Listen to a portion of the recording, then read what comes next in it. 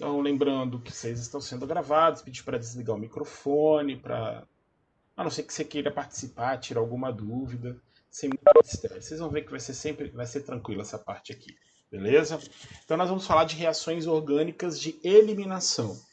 Tá? A gente estudou bastante sobre a adição, e para se ter uma reação de adição, a gente necessita de insaturações na cadeia.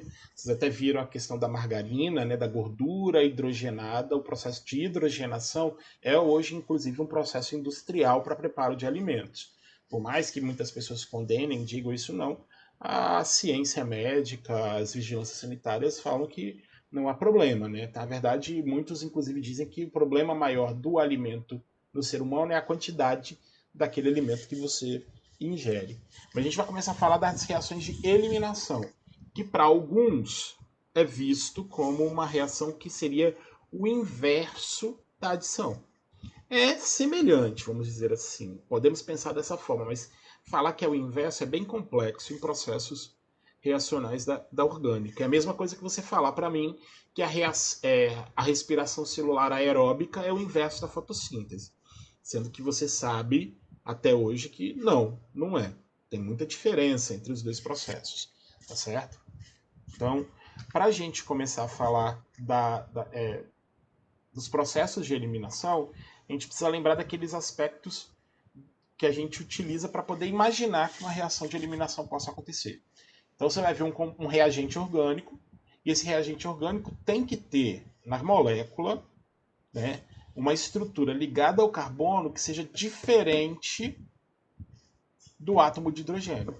Então, uma hidroxila, um enxofre, um haleto, né, qualquer substância que estiver ligada ao carbono, que estiver ligada à cadeia carbônica e que seja diferente do hidrogênio, é bem provável que essa reação seja de eliminação.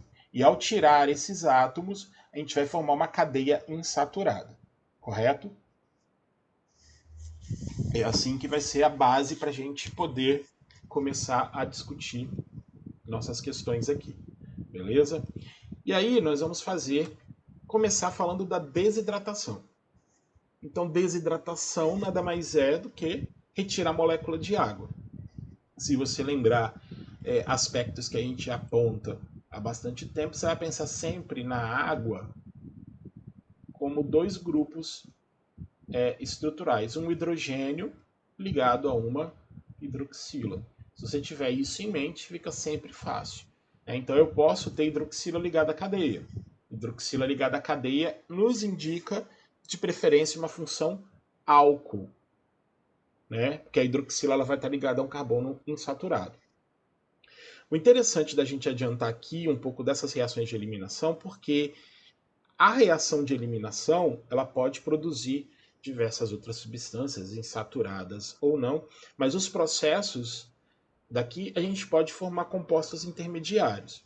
Um desses compostos intermediários ele acaba sendo muito utilizado dentro dos processos orgânicos, que são os solventes orgânicos.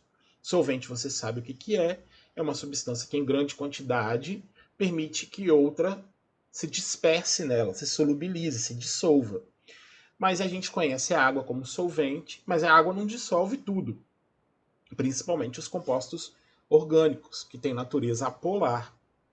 Então, normalmente existem também substâncias que são vistas como solventes orgânicos, que têm natureza apolar, que são capazes de dissolver compostos apolares.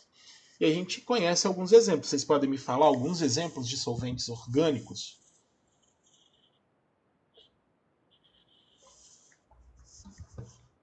Isso. Acetona, né? No caso assim, a acetona, né? É um exemplo, ele é bastante utilizado. Na verdade, em teoria, ele é um solvente melhor que a água, porque ele vai dissolver substâncias orgânicas e inorgânicas. Fala um outro exemplo aí de outro solvente, gente. Detergente, não. Detergente é um sabão, né? Ele só emulsifica, vamos dizer assim. O álcool, nem tanto, tá? Porque vai depender do composto. Agora, o éter, Bruno, é um grupo, né? É um grupo funcional, uma função orgânica, mas alguns éteres, principalmente o éter etílico, ele é um solvente muito utilizado. E aonde a gente utiliza esses solventes orgânicos?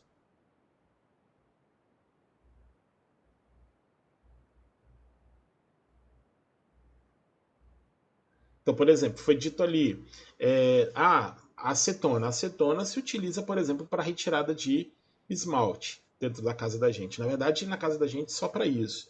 Mas fora disso, nas indústrias, isso existem diversas aplicações. Nós temos dois problemas desses solventes orgânicos, e aí eu acho interessante deixar registrado, porque você pode relembrar isso em outro momento. Os dois problemas dos solventes orgânicos, um é que ele é utilizado por alguns indivíduos como substância entorpecente. Esses solventes eles acabam sendo inalados, porque se eles são líquidos, eles são voláteis. Então a pessoa, ela, vamos dizer assim, ela cheira esse tipo de solvente, então causa um tipo de, vamos dizer assim, de alteração da consciência. E muitos acabam utilizando. A gente vê muito morador de rua, mas gente também que não que mora na rua, mas que utiliza desses solventes. Então, a gente falou do éter, da acetona nem tanto, mas o éter se utiliza muito. Alguns solventes que estão presentes em produtos, por exemplo, que a gente chama de cola de sapateiro, que utilizam nessa área de trabalho. Thinner, que é utilizado para solubilizar algumas tintas. Então, essas pessoas inalam para aquilo ali. Era para ser um pouco mais rigorosa a venda, o comércio, né? Mas as pequenas lojas elas acabam vendendo sem muito critério. E um outro problema desses solventes, e eu já comentei isso em outros momentos, é que eles são muito utilizados no refino e no preparo na purificação de algumas drogas ilícitas. E para poder exatamente solubilizar, purificar, separar impurezas. Então, o comércio desses solventes, se são muito puros, né, essa venda ela não é liberada para o público em geral. Ela é, ela é restrita às empresas que precisam desse tipo de material e a laboratórios que também se utilizam desses. E além disso ser restrito, então precisa de um registro num conselho, precisa de uma identificação desse tipo, um químico responsável, um farmacêutico responsável, dentre outros. Esses produtos, eles são, a sua venda ela é fiscalizada pela Polícia Federal.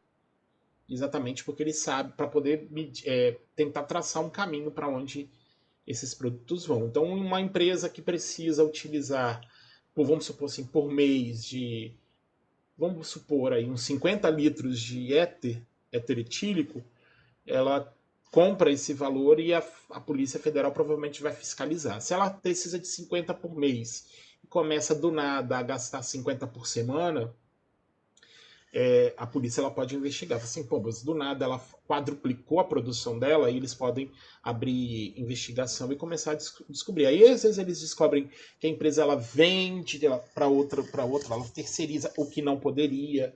Então aí às vezes eles acabam traçando um mapa e chegando a algumas situações aí. Mas por que eu estou falando isso? Porque mesmo dessa forma eu consigo produzir solventes através de uma reação de eliminação, que é onde eu quero chegar, e só para apontar, tá certo?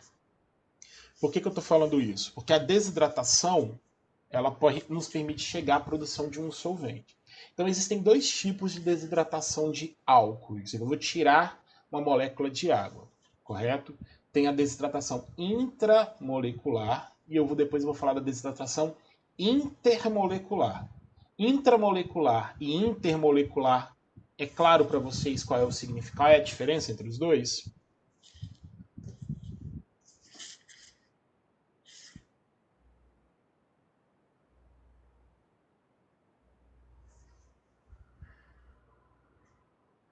Intra é mesma e entre é diferente. Vamos melhorar isso aí, tá?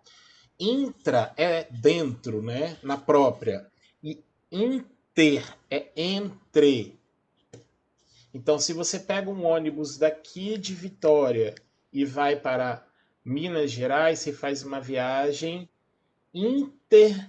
estadual, né? Você vai de um estado para outro, entre estados. Então, a intramolecular ocorre dentro de uma molécula e a intermolecular entre moléculas. Mas vocês vão ver aqui depois. Como é que eu sei que ocorre uma desidratação intra ou uma desidratação inter? O catalisador é o mesmo, tá? É o H2SO4.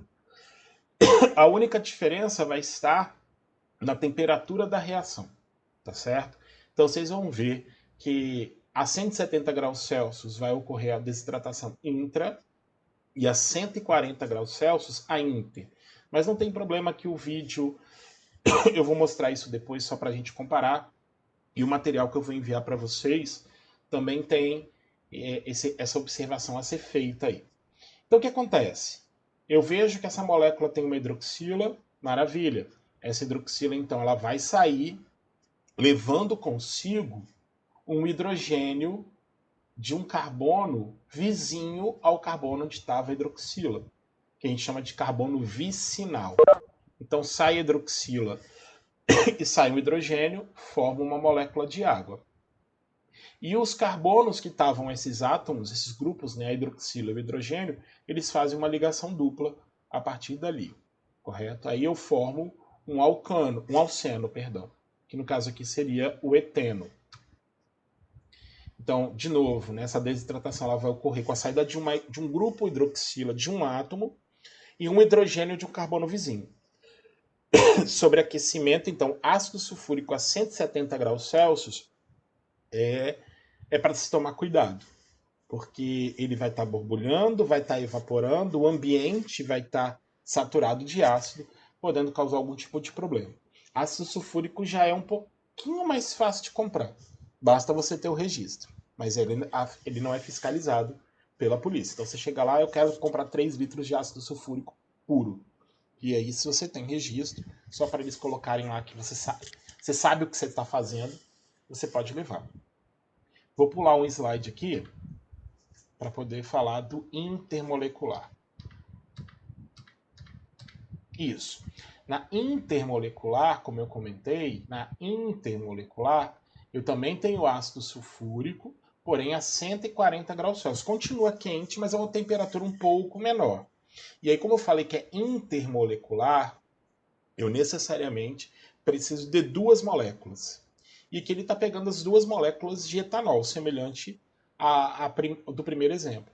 Então, dentro dessas 2 moléculas, a água eu vou formar com a hidroxila de uma molécula e o hidrogênio da hidroxila de outra. Junto as duas e formo a água, certo? Forma a água. E depois, aí o oxigênio que sobrou se liga ao carbono da outra cadeia. E o que eu formo aqui agora é o que a gente chama de éter. Éter etílico, que é um dos compostos que são utilizados como solventes. Então, fiscaliza-se, mas quem mexe com o processo e tem um breve conhecimento de química lá, mesmo que seja um técnico básico, consegue produzir o solvente que vai ser utilizado. O problema é que nós temos o éter misturado em água. Então, antes da utilização do éter como solvente, é necessária uma purificação, tirar essa água. Mas aí um destilador, a gente consegue fazer isso, porque a água ferve a 100 e o éter, como é mais volátil, evapora primeiro. E aí é todo um processo. Destilador dá para fazer caseiro, inclusive. Mas eu não estou querendo ensinar essas coisas, não. Mas aí um Breaking Bad ensina vocês. Então, só para registrar, então na desidratação intermolecular eu preciso de 2 moléculas. Então é 2 moléculas, 2 mols de álcool para produzir 1 mol de água e 1 mol de éter, correto? Que vai ocorrer a 140 graus Celsius. Na desidratação intramolecular, eu preciso apenas de 1 molécula de álcool para produzir 1 molécula de alceno e 1 molécula de água. Então é apenas para mostrar do ponto de vista estequiométrico, caso tenha alguma proposta, alguma questão de cálculo, tá certo? Deixa eu passar os slides. Então, tem essa questão aí. Por que apareceu nos slides o intra maiúsculo, o A do intra maiúsculo e o E do inter porque aí fica fácil das pessoas lembrarem. Se a desidratação for intra, é adialceno. Se a desidratação for inter, é de éter. Beleza? E aí uma vai ocorrer a 170 graus Celsius e outra a 140. De novo, não acredito que eles perguntem esses detalhes de 170 e 140. Eu queria saber demais também do indivíduo, do aluno. Mas quem vai fazer discursiva em alguma outra instituição, tipo umas FUVEST da vida, é bem provável, é interessante saber isso aqui. Na Inter, a temperatura é sempre menor? Sim, em torno de 140 graus Celsius. Então, por exemplo, é necessário um termômetro para ter lá no meio e você controlar. Senão, se você quer formar um éter, você não pode aumentar a temperatura para valores acima dos 140, tá bom? Ok. E aí tem umas observações que ainda eu não mencionei, mas são necessários. O carbono terciário, né, se eu tiver presente, a hidroxila estiver ali, ele vai ter muito mais fácil, mas tem a ver com estabilidade. Mas o interessante a lembrar aqui é a regra de Seitz-F. É outra regrinha, só tem um nome complicado, mas não precisa gravar. Qual é o hidrogênio que vai sair? De qual hidrogênio vizinho que vai sair? No exemplo que eu dei, eu só tinha uma opção, porque eram só 2 carbonos. Mas se eu tenho uma cadeia com 3, entendeu? Com 4 carbonos, como é que isso se processa? Então a regra vai sair a hidroxila, e o hidrogênio vizinho que vai sair tem que estar no carbono menos hidrogenado. O carbono que tiver menos hidrogênio vai perder o hidrogênio para a formação de água, correto? Aqui não era para ser isso aqui. Deixa eu dar um exemplo melhor aqui. Deixa eu desenhar uma cadeia. C, C, C, C. Aqui está a hidroxila. Aqui tem H2. Vou botar um hidrogênio para cima. Aqui é H3, porque senão importa para gente. E aqui tem o hidrogênio e o hidrogênio para cima. Alguém se lembra, consegue falar para mim o nome desse álcool aí?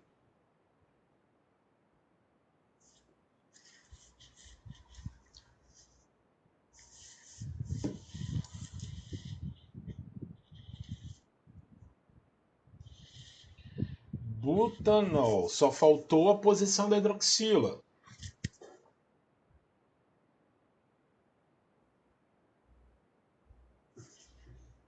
E butan 2-ol, beleza? Porque a hidroxila está no carbono 2. E aí vocês veem, por exemplo, eu quero fazer uma desidratação intramolecular. Então isso aqui tem ácido sulfúrico. Nossa, tem hora que não dá não. Não vou comprar caneta. Não vou comprar caneta. Prefiro comprar jogo. H2SO4 a 170 graus Celsius. Maravilha. Então eu sei que a água vai sair da molécula. Então a hidroxila vai sair. Isso aqui vai ter que formar molécula de água. Agora, de qual carbono sai o hidrogênio? Ele pode sair dos dois, tá? Na verdade. Só que vai ter um que vai ser formado preferencialmente. E aí você tem que olhar os hidrogênios dos carbonos. Então, ó, nesse carbono que eu marquei aí, com asterisco, teoricamente é um asterisco, né? Eu tenho 1 mais 2, tem 3 hidrogênios nesse carbono aqui que eu vou marcar como 1. 1, 2 e no 3. No carbono 3 eu tenho 2 hidrogênios. Então, via regra de Seitz-F, o hidrogênio vai sair desse carbono aqui, porque esse carbono é o menos hidrogenado. Então sai a molécula de água e eu faço a dupla ligação entre esses dois carbonos. Então ali, ó, eu tenho essa dupla ligação e, ó, ainda vou fazer uma coisa para a gente aproveitar e relembrar velhos momentos, tá? Qual é o nome do composto formado, do composto orgânico?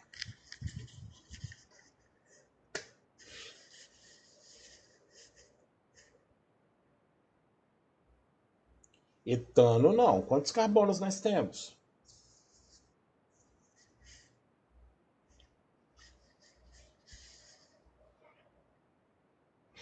Eu tenho but, porque são 4 carbonos. Também não é butano, não. O but 2-eno. Porém, eu desenhei a molécula para ficar bem claro uma particularidade dele. Qual é a particularidade dele? Qual é a posição? Trans-but2-eno. Está na posição trans, né? Na geometria espacial, que é a posição mais estável. Então tem essa possibilidade aí. Professor, vou ter que desenhar isso na prova? Claro que não, mas isso aí tem que ficar ciente. Então, eu estou dando um exemplo. No caso da regra de Zaitsev, o hidrogênio que vai sair para se ligar à hidroxila é o hidrogênio do carbono menos hidrogenado. Tem um porquê? Tem, mas a gente não precisa entrar em detalhes aqui não. Basta só saber das regras, ok? Então, só para registrar, deixa eu passar aqui. Lembrando, então, que a desidratação de álcool vai depender da temperatura. Dependendo se a temperatura for muito alta, em torno de 170 graus Celsius, a desidratação é intramolecular. É dentro da molécula que eu tiro a água e formo um alceno. Eu ponho uma insaturação na cadeia. Na intermolecular vai acontecer temperaturas mais baixas. Eu preciso de 2 moléculas. Formo uma molécula de água a partir dessas 2 moléculas e uno as duas formando um éter. Então, síntese industrial de éter acontece dessa forma. Lembrando que é produzida uma mistura, porque é éter água, e aí eu preciso purificar essa mistura para obter apenas o produto de interesse. Perguntas? Lembrando que eu vou enviar para vocês esse material depois, tá?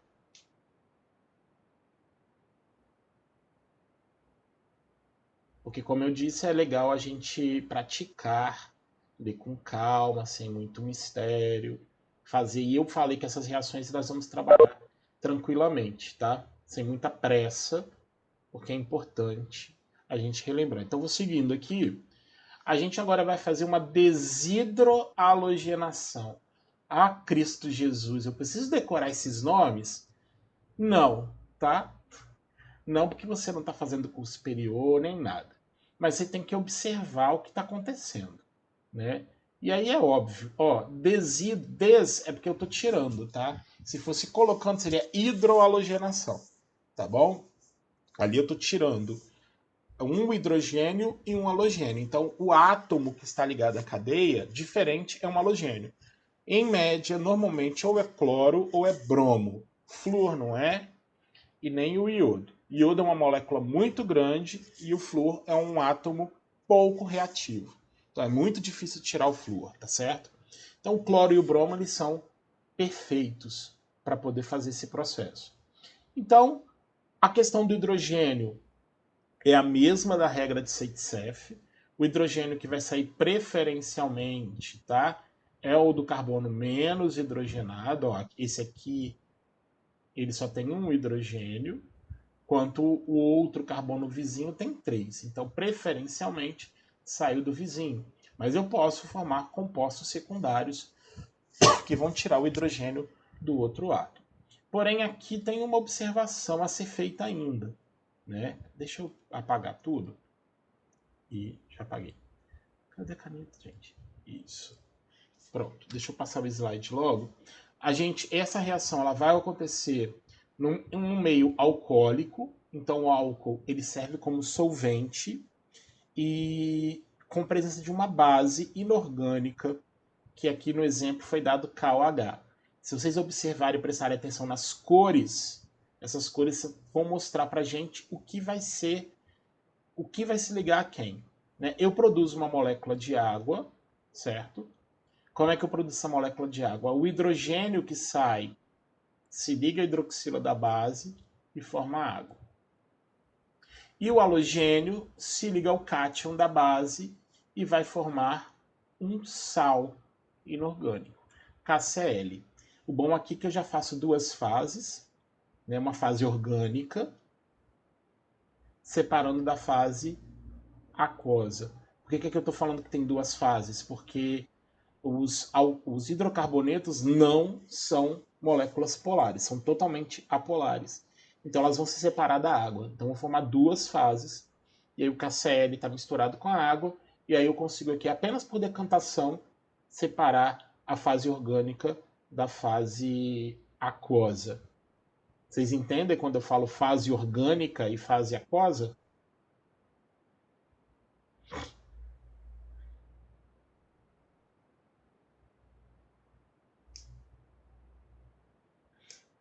E aproveitar e abrir um parênteses para fazer um comentário aqui, tá? Tem uma propaganda passando na televisão sobre uma empresa que vende carne.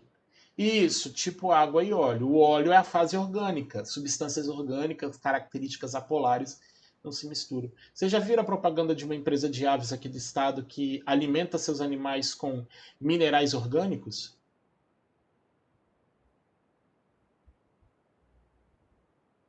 Pois é, não vou fazer propaganda, mas é só você assistir o jornal aí e aí aparece a propaganda e fala assim: nossos animais são alimentados com minerais orgânicos. Aí eu, químico, fico assim, né? Aí eu, poxa, mineral orgânico? Ou é mineral ou é orgânico. São duas coisas diferentes. Mas hoje em dia, né? O que ele, quando ele fala de mineral orgânico, ele está querendo dizer o que com essa palavra orgânica? No senso comum, a palavra orgânica tem um outro contexto. O que a palavra orgânica tem a ver nos dias de hoje? O que ela significa? Fala para mim.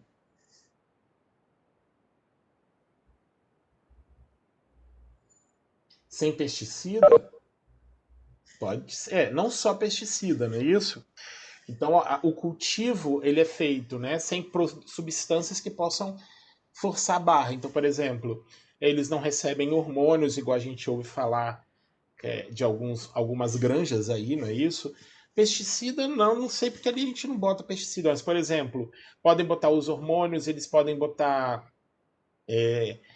Em vez de ração, eles podem estar dando grãos mesmo, grãos de milho. E esse milho foi criado sem pesticida, sem fertilizante, sem nada, por processos naturais, correto? Então hoje a palavra orgânica traz para a gente uma outra conscientização, né? Uma ideia de um produto, de uma substância, de um material, de um alimento livre de, vamos botar, de aditivos, né? Porque se falar que é livre de química é impossível, né? A química está em tudo, todos os processos não tem nem como. Mas assim, livre de processos artificiais, vamos botar assim. Então hoje você tem feiras de produtos orgânicos. Esses produtos orgânicos eles têm um outro aspecto que não é essa orgânica da química, tá certo?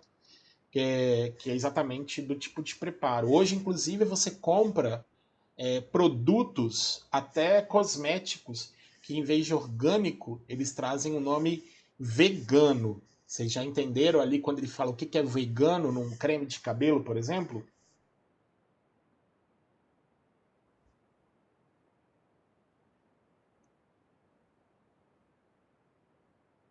Sem produtos animais, não somente. Esses produtos eles não foram nem testados em animais. Às vezes alguns cosméticos eles fazem testes de alergia em cachorros, por exemplo.